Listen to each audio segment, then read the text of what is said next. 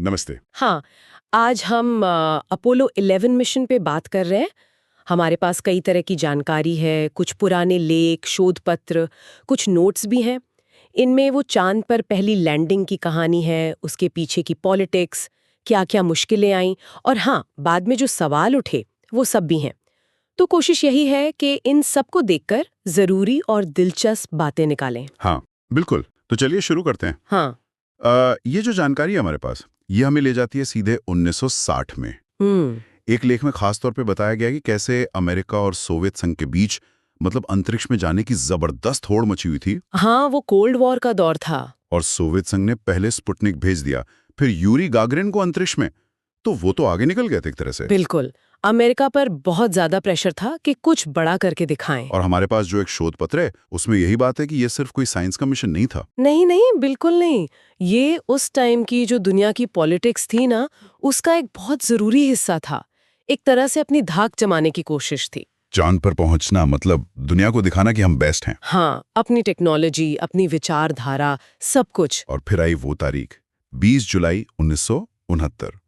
Apollo 11 चांद पर उतरा। नील आर्मस्ट्रॉन्ग, बज एल्ड्रिन और माइकल कॉलिंस, ये टीम थी। और वो पहला कदम आर्मस्ट्रॉन्ग का, वो लाइन तो खैर सभी को याद है। इंसान का ये छोटा सा कदम मानवता के लिए एक बड़ी छलांग है। हाँ, और कहते हैं करीब 60 करोड़ लोगों ने इसे लाइव देखा। सोचिए उस जमाने में। अविश्वसनीय था वो। लेकिन यहीं से कहानी थोड़ी पेचीदा भी होती है, जैसा कई लेखों में जिक्र है। इतनी बड़ी उपलब्धि सबने देखा, फिर भी कुछ ही टाइम बाद सवाल उठने लगे, शक होने लगा लोगों को। कि क्या ये सब सच भी था, या कहीं ये सब बनाया हुआ तो नहीं था, एक धोखा। हाँ, वो सवाल तो बहुत कॉमन है। जैसे कि तस्वीरों में तारे क्यों नहीं दिखते? चांद से तो आसमान एकदम साफ दिखना चाहिए। अच्छा, इस पर नासा का जो जवाब है, वो कुछ ऑफिशियल डॉक्यूमेंट्स में हमें मिला। वो कहते हैं कि कैमरा का जो एक्सपोजर था ना, अच्छा। वो चांद की जमीन और एस्ट्रोनॉट्स के सूट की चमक के हिसाब से सेट किया गया था। अच्छा। वो इतने ब्राइट थे कि उनकी रोशनी में आसमान के जो धीमे तारे थे, वो कैमरे में आए नहीं। समझ गया। और दूसरा, वो झंडा, वो कैसे लहरा रहा था? चांद पर तो हवा है ही नहीं। ये सवाल भी बहुत उठता है। हाँ, ये भी एक पॉइंट है। इसका जवाब भी टेक्निकल है। झंडे को सीधा फैलाने के लिए उसमें ऊपर एक रॉड लगी थी और वो एक टेलीस्कोपिक पोल पर था। तो जब एस्ट्रोनॉट्स ने उसे जमीन में लगाया तो उसमें थोड़ी सिलवटें थीं और लगाने की हरकत से वो थोड़ा हिला, कांपा। वो हवा से नहीं लहरा रहा था। अच्छा, ये वजह थी। फिर नील आर्मस्ट्रॉन्ग की चुप्पी। मिशन के बाद वो एकदम से मीडिया से दूर हो गए।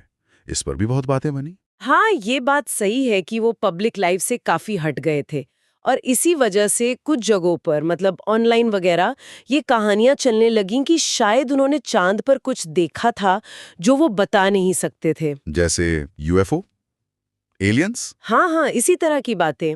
यूएफओ या कोई एलियन बेस। एक ऑडियो टेप की भी अफवाह उड़ी थी कि एस्ट्रोनॉट्स कह रहे हैं वो यहाँ हैं, हमें देख रहे हैं। अरे बाप रे। लेकिन नासा ने हमेशा ऐसी किसी भी रिकॉर्डिंग या घटना से साफ इनकार किया है। ये उनके ऑफिशियल रिकॉर्ड में है। और सबसे बड़ी कॉन्स्पिरेसी थियरी तो वो है कि पूरी लैंडिंग ही नकली थी। हॉलीवुड में शूट हुई, शायद स्टैनली कुब्रिक ने डायरेक्ट की। हाँ, ये वाली थ्योरी तो बहुत फैली।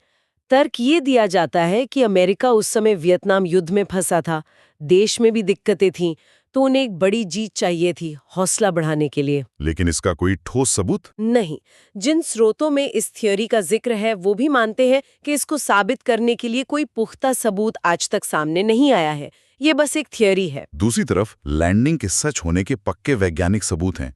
आपके भेजे गए शोध पत्रों में इनका जिक्र है। बिल्कुल। सबसे बड़ा सबूत तो वो चांद की चट्टानें और मिट्टी है जो अपोलो मिशंस वापस लाए, करीब 382 किलोग्राम्स। हाँ, वो तो है। दुनिया भर के साइंटिस्ट आज भी उन सैंपल्स को स्टडी कर रहे हैं। उनसे चांद के बारे में, हमारे सोलर सिस्टम के बारे में कितनी नई चीजें पता चली हैं। और वो लेजर रिफ्लेक्टर वाली बात भी है ना? हाँ, वो भी बहुत महत्वपूर्ण है। अपोलो एस्ट्रोनॉट्स ने चांद पर कुछ पैनल्स छोड़े थे जो लेजर लाइट को रिफ्लेक्ट करते हैं। आज भी पृथ्वी से उन पर लेजर बीम भेजकर चांद की दूरी बिल्कुल सटीक सेंटीमीटर तक नापी जाती है। ये प्रयोग लगातार होते हैं। ये सीधा सबूत है कि इंसान वहां गया था। तो इन सब चीजों को मिलाकर देखें तो अपोलो 11 सिर्फ साइंस और इंजीनियरिंग की ही जीत नहीं थी। ये इंसान की हिम्मत, उसकी जिद। और उस दौर की जो पॉलिटिक्स थी उसकी भी कहानी है। सही। और इसके आसपास जो ये रहस्य और विवाद हैं, ये इसे और ज़्यादा दिलचस्प बना देते हैं। बिल्कुल। और नील आर्मस्ट्रॉन्ग का जो शांत स्वभाव था, मीडिया से दूरी, उसने शायद इन अटकलों को और हवा दी।